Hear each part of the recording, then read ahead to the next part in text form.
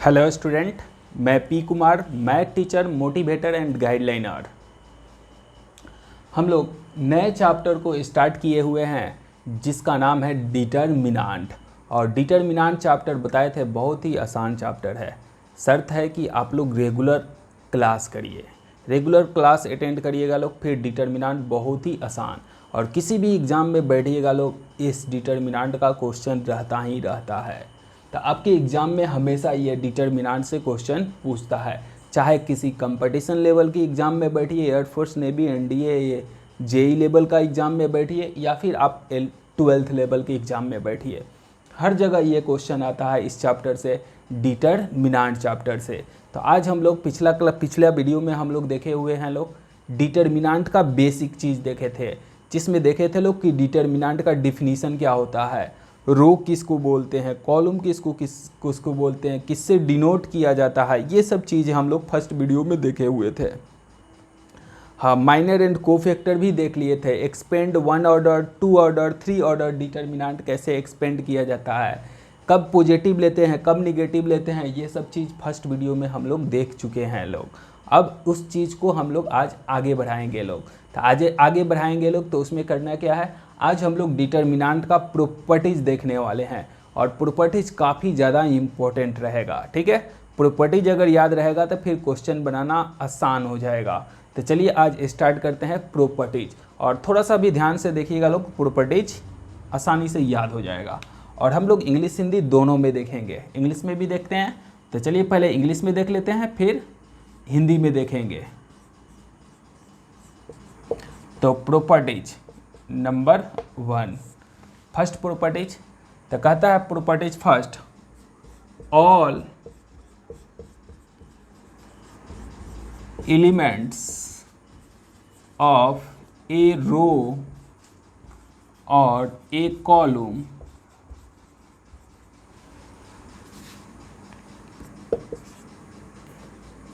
all elements of a row or a column are 0, then value of determinant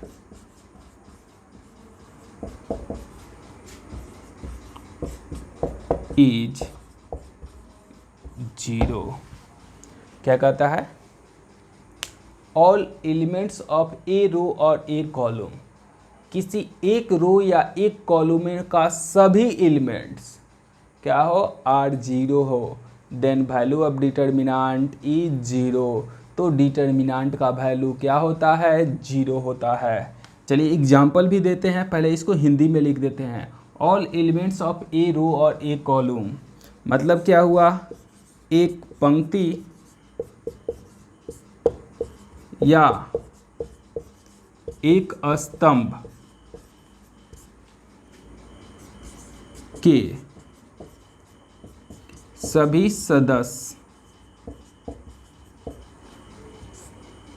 सदस्य क्या हो, शून्य हो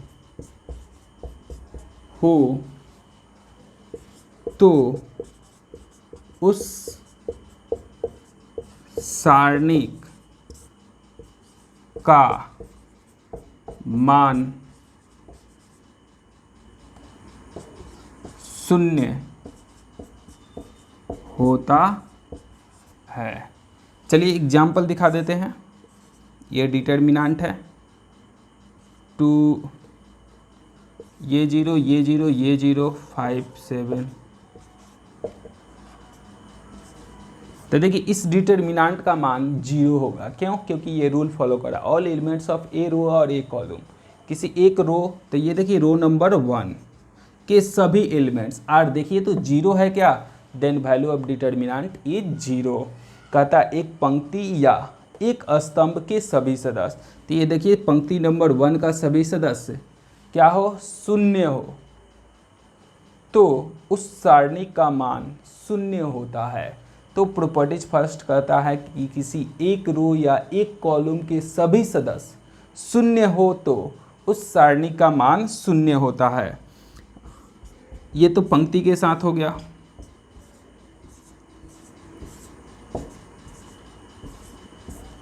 हाँ, इसमें देखिए तो कॉलम नंबर 2 के सभी सदस्य शून्य है क्या? कॉलम नंबर 2 के सभी सदस्य शून्य है क्या? तो इस डिटर्मिनेंट का मान भी जीरो होगा। इस डिटर्मिनेंट का मान भी क्या होगा? जीरो।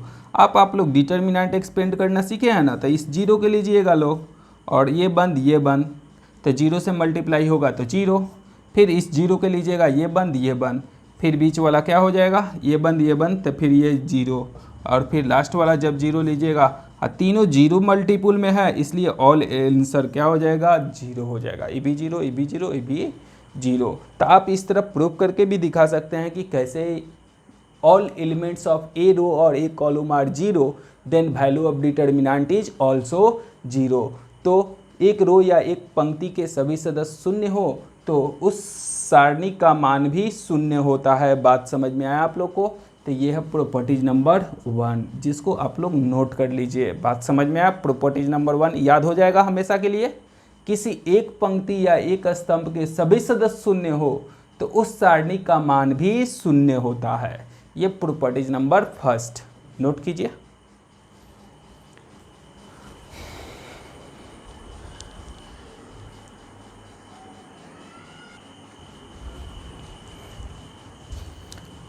हाँ, देखिए प्रॉपर्टीज नंबर 2, इसके बाद है प्रॉपर्टीज नंबर 2।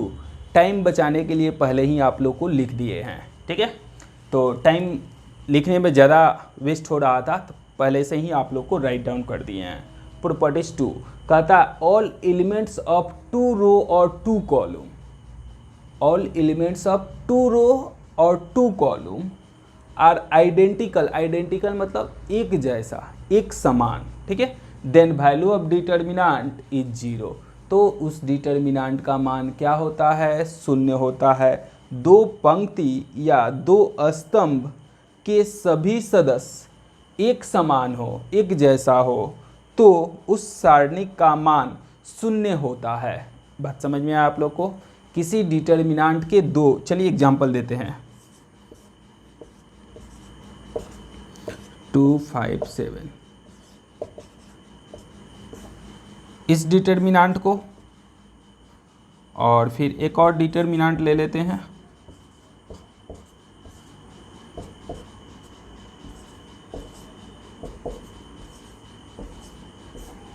हाँ, देखिए इस डिटर्मिनेंट को, ये देखिए कॉलम नंबर नहीं, रो नंबर 1 बराबर, देखिए तो रो नंबर 2 है क्या? 2, 5, 7, 2, 5, 7, R1 और R2 आपस में बराबर है क्या? तो इस डिटर्मिनेंट का मान जो होगा वह शून्य आएगा। इसमें देखिए कॉलम नंबर 2 बराबर है कॉलम नंबर 3, देखिए तो आइडेंटिकल है क्या? -7, -7, 8, 8, 9, 9 आइडेंटिकल है, एक जैसा है। तो इस डिटर्मिनेंट का मान भी क्या होगा? शून्य होगा। मतलब ये प्रॉपर्टीज नंबर 2 कहता है किसी डिटर्मिनेंट का दो रो या दो कॉलम, ठीक है, दो रो या दो कॉलम आपस में बराबर हो, असमान हो, एक जैसा हो, तो उस डिटर्मिनेंट का मान भी क्या होता है? जीरो होता है। तो दो पंक्ति या दो स्तंभ के सभी सदस्य समान हो तो उस सारणी का मान भी क्या होता है? शून्य होता है। प्रॉपर्टी समझ में आया? यहाँ R1 और R2 आपस में बराबर है, इसलिए डिटर्मिनेंट का मान जीरो। यहाँ C2 और C3 बराबर है, इसलिए डिटर्मिनेंट का मान, आप एक्सपेंड करके देख भी सकते हैं लोग, एक्सपेंड करके देखिएगा लोग तो जीरो आएगा। बात समझ में आया आप लोग को? तो ये प्रॉपर्टीज नंबर 2 राइट डाउन कर लीजिए लोग।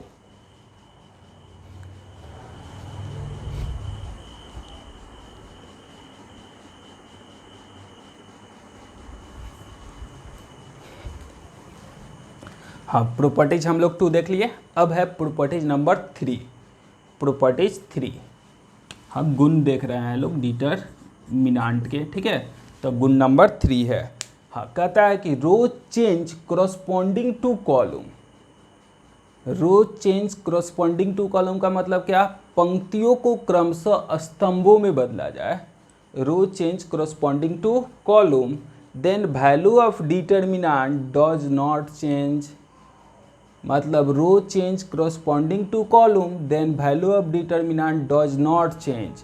अगर रो को क्रमशः पंक्ति में बदल दिया जाए तो सारणी के मान में कोई परिवर्तन नहीं होता है। तो row change corresponding to column then value of determinant does not change. Hindi में भी देख सकते हैं, पंक्तियों को क्रमशः स्तंभों में बदलते हैं तो सारणिक के मान में कोई परिवर्तन नहीं होता है। चलिए एग्जाम्पल दिखा देते हैं। A1 A2 A3 B1 B2 B3 C1 C2 C3 ये डिटर्मिनेंट है। इसको चेंज करते हैं, क्या करते हैं, रो नंबर जो 1 है उसको कॉलम नंबर 1 में, ये फर्स्ट रो है ना, row change corresponding to column, corresponding मतलब क्रम के अनुसार, पहला है तो पहला के साथ, तो ये फर्स्ट रो है तो फर्स्ट कॉलम में, मतलब A1 A2 A3। ये सेकेंड रो है तो second column B1 B2 B3, second row है सेकेंड कॉलम। थर्ड रो है C1 C2 C3, तो ये थर्ड रो है तो थर्ड कॉलम। तो row change corresponding to column then value of determinant does not change, मतलब इस डिटर्मिनेंट का मान और इस डिटर्मिनेंट का मान दोनों बराबर ही आएगा। इसका वैल्यू और फिर इसका वैल्यू दोनों आपस में क्या हो जाएगा, बराबर हो जाएगा। तो कह रहा है पंक्तियों को क्रमशः स्तंभों में बदला जाए। ये पंक्ति को स्तंभ में बदल दिए क्या, पंक्ति को स्तंभ में बदल दिए क्या, पंक्ति को स्तंभ में बदल दिए क्या। तब पंक्तियों को स्तंभों में बदलते हैं तो सारणी के मान में कोई परिवर्तन नहीं होता है। Row change corresponding to column then value of determinant does not change. इसको उल्टा भी बोल सकते हैं, column change corresponding to row then value of determinant does not change. Row को कॉलम में बदलिए या कॉलम को रो में बदलिए, बात बराबर है। तो ये है प्रॉपर्टीज नंबर 3। समझ में आया आप लोग को, तो ये प्रॉपर्टीज नंबर 3 है। इन सभी प्रॉपर्टीज को याद रखना होगा, जब हम लोग क्वेश्चन बनाएंगे लोग तो इन सभी प्रॉपर्टीज का यूज करेंगे लोग। बात समझ में आया, तो चलिए नोट कर लीजिए लोग प्रॉपर्टीज 3।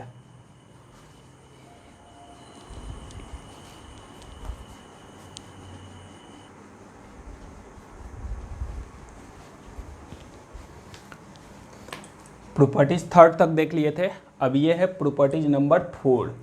कहता है प्रॉपर्टीज 4, ए रो और a column change to other row और कॉलम।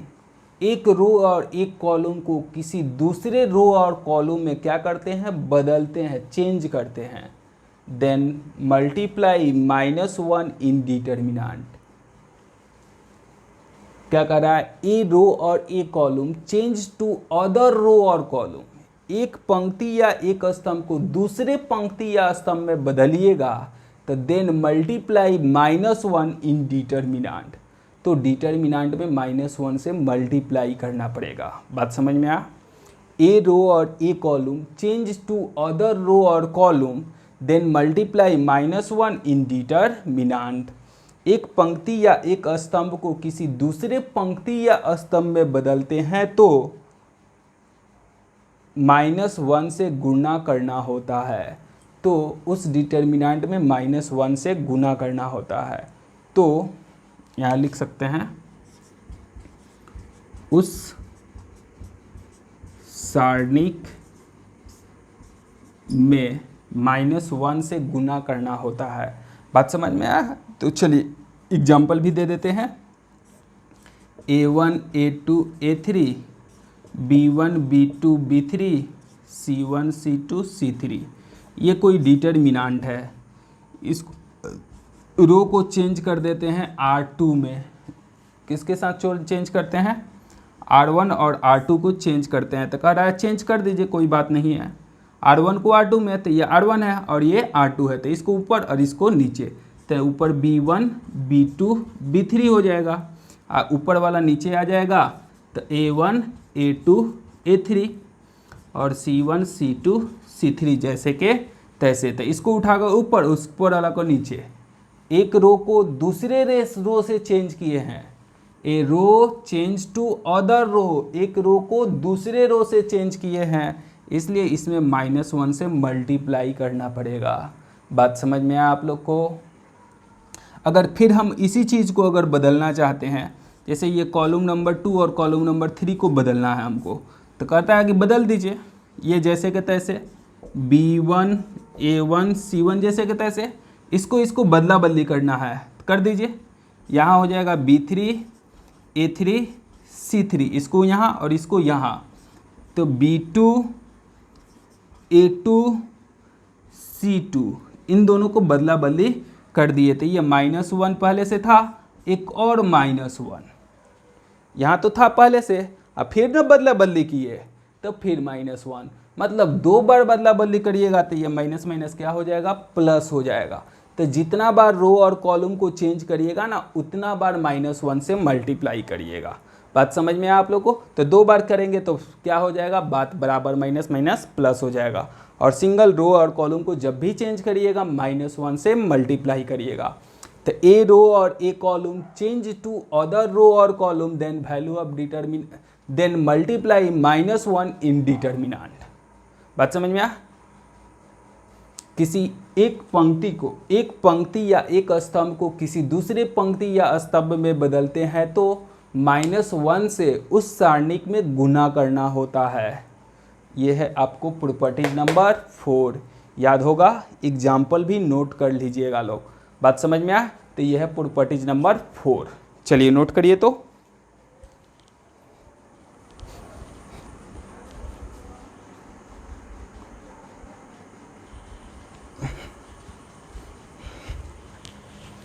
हाँ, 4 तक प्रॉपर्टीज हम लोग देख लिए थे।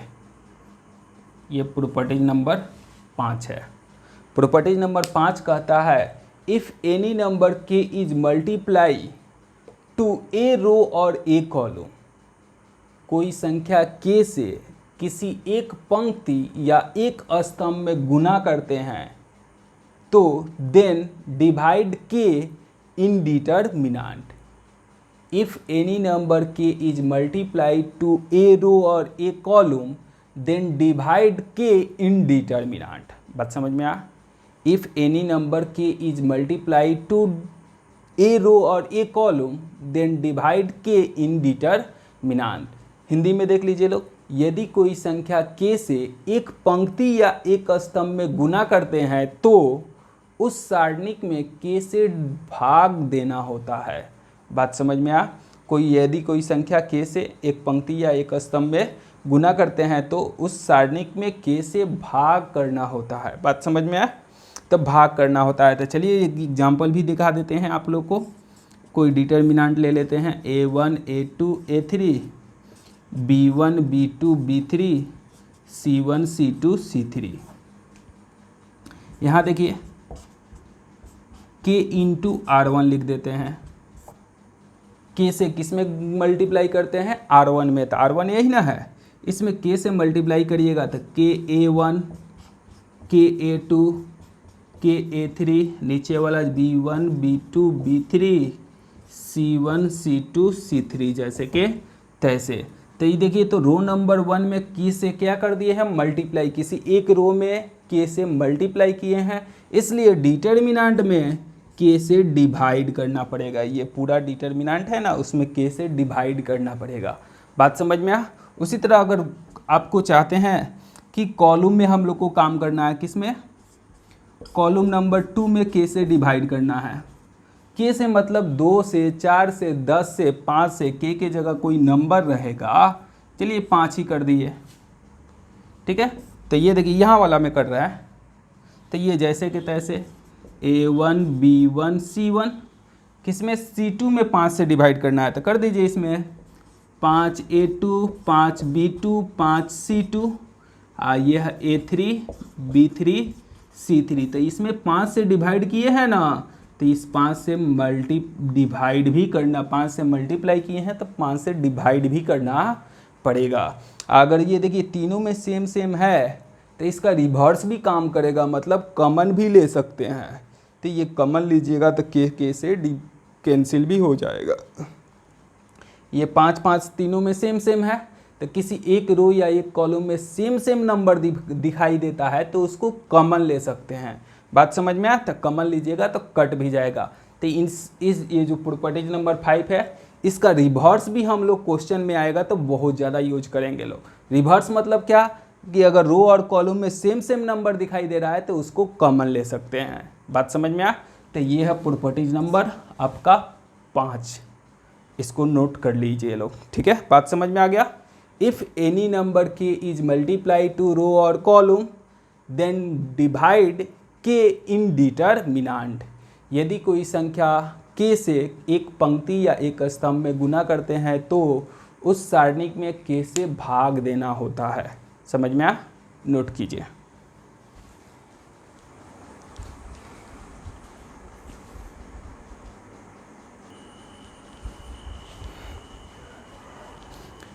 हाँ, चलिए इसके बाद हम लोग प्रॉपर्टीज नंबर 6 पर, इसके पहले प्रॉपर्टीज 5 देखे थे। तो प्रॉपर्टी 6 कहता है if any number k is multiply to a row और a column. If any number k is multiply to a row और a column and added to other row और कॉलम। मतलब ये हुआ कि मल्टीप्लाई किसी और में और जोड़े किसी दूसरे में। If any number k is multiply to row और column and added to other row और column then value of determinant does not change. समझ में आया आप लोग को कि अगर गुना किसी और में और जोड़े किसी दूसरे में तो डिटरमिनेंट के मान में कोई परिवर्तन नहीं होता है। चलिए हिंदी में भी देख सकते हैं। यदि कोई संख्या के से एक पंक्ति या एक स्तंभ में गुना करते हैं और किसी दूसरे पंक्ति या स्तंभ में जोड़ते हैं तो सारणिक के मान में कोई परिवर्तन नहीं होता है। बात समझ में आया आप लोग को कि गुना, देखिए यदि कोई संख्या के से एक पंक्ति या स्तंभ में गुना करते हैं और किसी दूसरे पंक्ति या स्तंभ में जोड़ते हैं। चलिए एग्जांपल दिखाते हैं। जैसे ये कोई डिटरमिनेंट हो गया A1 A2 A3 B1 B2 B3 C1 C2 C3 multiply R1 plus के R2। तो ज़रा बताइए तो किस में गुना किए हैं? तो देखिए मल्टीप्लाई किए हैं R2 में और जोड़े किस में है? R1 में। तो गुना किसी और में और एडिशन किसी दूसरे में तो डिटरमिनेंट के मान में कोई परिवर्तन नहीं होगा। तो देखिए इसमें क्या होगा? R1, तो R1 तो है, फिर कह रहा K इंटू R2, तो इसमें R2 मतलब ये ना है जी, तो इसमें K से गुना करके KB1, फिर यहाँ आपको A2 इसमें गुना कर दीजिए KB2, फिर यहाँ A3 और नीचे वाला में KB3। यहाँ देखिए लोग R1 तो R1 जैसे के तैसे, R1 A1 A2 A3 जैसे के तैसे, प्लस है तो प्लस प्लस प्लस, और किस में मल्टीप्लाई करना था? K से R2 में, तो R2 ये ना है, इसमें मल्टीप्लाई करके ऐड कर दिए। बात समझ में आया आप लोग को? तो ऐड कर दिए और यहाँ हो जाएगा B1 B2 B3 C1 C2 C3 जैसे के तैसे। तो देखिए एडिशन किसी और में, मल्टीप्लिकेशन किसी और में और जोड़े किसी दूसरे में, तो डिटरमिनेंट में कोई अंतर, इसका वैल्यू और इसका वैल्यू आपस में क्या हो जाएगा? बराबर ही आएगा। इस डिटरमिनेंट और इस डिटरमिनेंट में कोई अंतर। या फिर और भी अगर आप काम करिएगा, कॉलम में भी काम करना चाहते हैं कि कॉलम नंबर 2 में तो गुना कर दिए हैं कॉलम नंबर 3 में, तो 3 में गुना किए हैं 2 में जोड़े हैं, तो डिटरमिनेंट में कोई अंतर नहीं आएगा। तो ये प्रॉपर्टीज नंबर 6 समझ में आया। If any number k is multiply to a row और a column and added to other row और column then value of determinant does not change. गुना किसी और में जोड़े किसी दूसरे में तो डिटरमिनेंट में कोई चेंजिंग नहीं आएगा। यदि कोई संख्या के से एक पंक्ति या स्तंभ में गुना करे और किसी दूसरे पंक्ति या स्तंभ में जोड़ते हैं तो सारणिक के मान में कोई परिवर्तन नहीं होता है। बात समझ में आया? तो ये है प्रॉपर्टीज नंबर 6, इसको भी आपको याद रखना होगा। बात समझ में आया? हाँ, अगर इसी में गुना कर दीजिएगा तो फिर डिवाइड करना पड़ेगा, जिसमें परिवर्तन अगर उसमें गुना करिएगा तो डिवाइड, पिछला रूल प्रॉपर्टीज नंबर 5 हो जाएगा, ठीक है। और दूसरे में करके जोड़ेंगे तो कोई अंतर नहीं पड़ेगा। यह है प्रॉपर्टीज नंबर 6, इसको नोट कीजिए।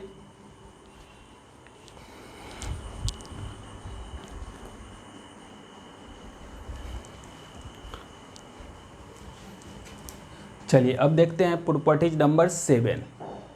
कहता है all elements of a row और a column, all elements of a row और ए कॉलम आर एडिशन या सब्सट्रैक्शन, जोड़ में हो या घटाव में, then we can be divide या ब्रेक, डिवाइड भी कर सकते हैं या ब्रेक टू डिटर्मिनांट, दो डिटर्मिनांट में बांट सकते हैं या तोड़ सकते हैं। कब?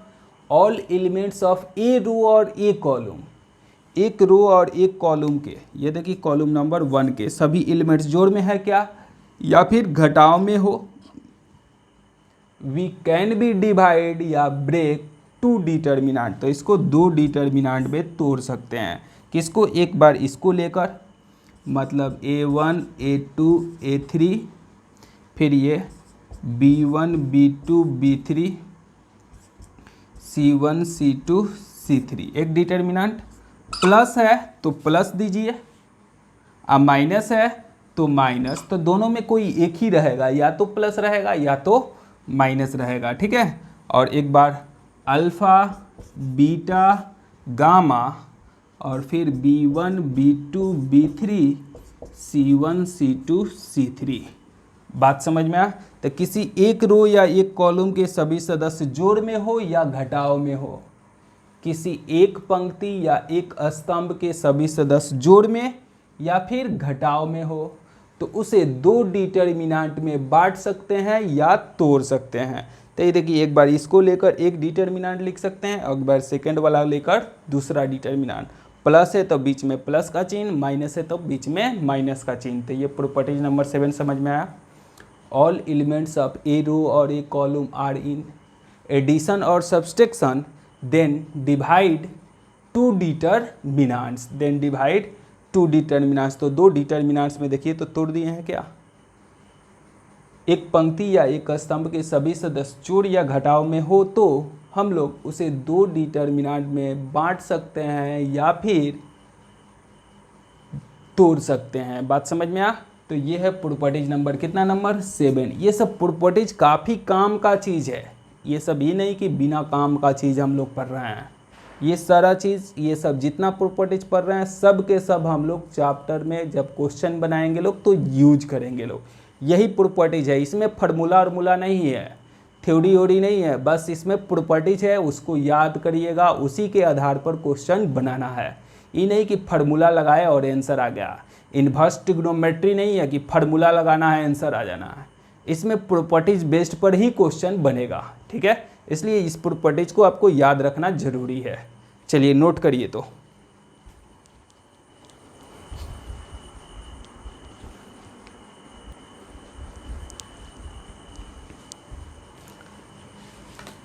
चलिए देखिए लोग, प्रॉपर्टीज नंबर 8 कहता है if A is a diagonal matrix, एक ऐसा मैट्रिक्स हो डायगोनल मैट्रिक्स हो, ठीक है। तो कहता है डिटर्मिनेंट ऑफ ए का मान A11 A22 A33 कर दीजिएगा तो डिटर्मिनेंट ऑफ ए निकल जाएगा। कब?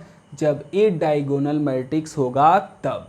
तो हम लोग पिछले चैप्टर में डायगोनल मैट्रिक्स का डिफिनीशन पढ़े थे, all elements are zero except principal diagonal is called diagonal matrix. मतलब ये हुआ, एग्जाम्पल दे देते हैं, 2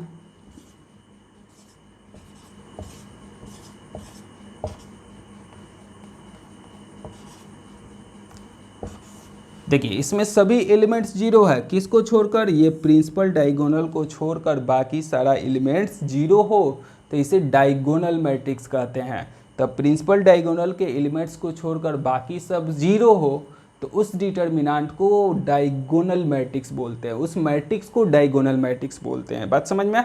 तो ये डायगोनल मैट्रिक्स है। तो कहता है if A is a diagonal matrix then A11 मतलब row number 1 column number, row number 2 column number 2, row number 3 column number 3। इस सभी को मल्टीप्लाई कर दीजिए, 2 गुने 3 गुने 5 कर दीजिए ना, 5 3 दूना 6 6 5 30। मतलब इस डायगोनल मैट्रिक्स का मान निकालने के लिए इस डायगोनल को सिर्फ गुना कर देंगे तो रिजल्ट आ जाएगा। यदि ए एक विकर्ण आव्यूह है तो देखिए ये विकर्ण आव्यूह है तो डिटर्मिनेंट के मान के लिए A11 A22 A33, इसका मतलब हुआ डायगोनल के एलिमेंट्स को गुना कर देना है।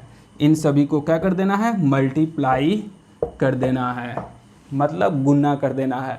तब प्रॉपर्टी 8 में कहता है क्या कि if A is diagonal matrix then determinant of A बराबर A11 A22 AN n मतलब जितना तक रहेगा वहाँ तक। मल्टीप्लाई करके देख लीजिए, इसका जो मान आएगा वो 30, आप सॉल्व करके भी देखिए 30 ही आएगा। बात समझ में आया? तो ये है प्रॉपर्टी नंबर 8। चलिए इसे भी नोट कर लीजिए लोग।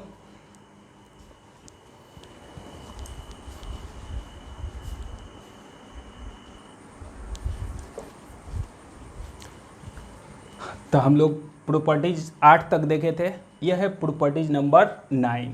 कहता है इफ मैट्रिक्स ए बराबर दिया है Aij जिसका ऑर्डर n/n ऑर्डर है एंड के इज ए स्केलर मैट्रिक्स, के इज ए स्केलर कोई नंबर है, 2 है 4 है 10 है, तो देन कहता है अगर डिटर्मिनेंट ऑफ के इंटू ए पूछा जाए तो कहता है के पावर n इंटू डिटर्मिनेंट। बात समझ में आ? तो ये एक फार्मूला यूज होगा, समझिए तो ठीक है। हाँ, ए क्या है ध्यान रखिएगा, ए स्क्वायर मैट्रिक्स है, ठीक है। के क्या है, के कोई नंबर है, तो अगर डिटर्मिनेंट ऑफ के इंटू ए पूछा जाए तो के पावर n इंटू डिटर्मिनेंट। चलिए एक एग्जांपल दे देते हैं, 2165। अगर हम कहें कि 5 इंटू ए का डिटर्मिनेंट बताइए तो बहुत ही सिंपल है, देखिए इसको फॉलो कर रहा है। कितना ऑर्डर का है, 2 ऑर्डर का है, तब 5 के पावर 2 हो जाएगा। के पावर तो के की जगह कितना है 5, तो 5 के पावर 2 और फिर इंटू डिटर्मिनेंट ऑफ ए, मतलब 25 इंटू डिटर्मिनेंट ऑफ ए हो जाएगा। बात समझ में आ? अब प्रॉपर्टीज 10 कहता है कि अगर ए और बी दो स्क्वायर मैट्रिक्स ऑर्डर सेम होना चाहिए तो अलग अलग डिवाइड कर सकते हैं, ए का अलग डिटर्मिनेंट और बी का अलग डिटर्मिनेंट। तो दो मैट्रिक्स एक साथ हो, अगर उसका डिटर्मिनेंट निकालना है तो आप फर्स्ट वाला का डिटर्मिनेंट और सेकेंड वाला का डिटर्मिनेंट निकाल सकते हैं, बशर्ते ऑर्डर सेम होना चाहिए। स्क्वायर मैट्रिक्स होना चाहिए, चूँकि डिटर्मिनेंट है तो स्क्वायर होना जरूरी है, तो अलग अलग करके डिटर्मिनेंट निकाल सकते हैं। तो ये है था प्रॉपर्टीज नंबर 9 और ये था प्रॉपर्टीज नंबर 10। ये 10 प्रॉपर्टीज का यूज करके हम लोग अब क्वेश्चन बनाएंगे लोग। तो क्वेश्चन बनाएंगे तो कुछ आप लोग को ट्रिक बताएंगे, कुछ रूल बताएंगे जो आप लोग को क्वेश्चन बनाने में काफ़ी काम आएगा। तो इसके बाद ये था हम लोग को 10 प्रॉपर्टीज। तो पूरा डिटर्मिनेंट में ये 10 प्रॉपर्टीज का यूज होगा। आप लोग अच्छा से 1 बार 2 बार 3 बार देखकर खुद से लिख डालिए, फिर आप प्रॉपर्टीज याद हो जाएगा ना तो क्वेश्चन में कोई दिक्कत ही ना रह जाएगा, ठीक है। तो आप लोग प्रॉपर्टीज को क्लियर कर लीजिए लोग। तो आगे का क्लास कुछ रूल्स है